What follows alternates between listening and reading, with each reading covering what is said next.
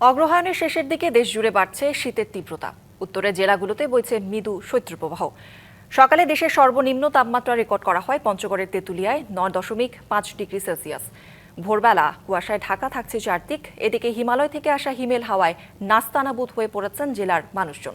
শীত নিবারণের জন্য আগুন পোহাতে দেখা গেছে মানুষজনকে।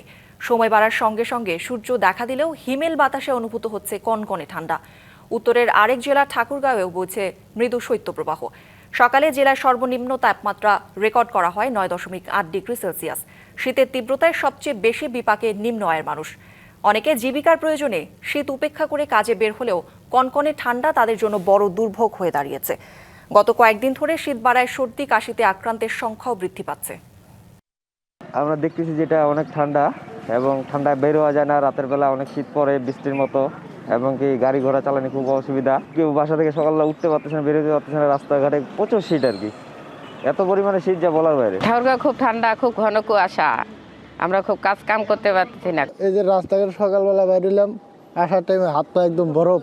ঠাকুরগাঁয়ে প্রচন্ড শীত পড়ছে, মানে প্রচন্ড কুয়াশা, দেখা যায় না কিছু।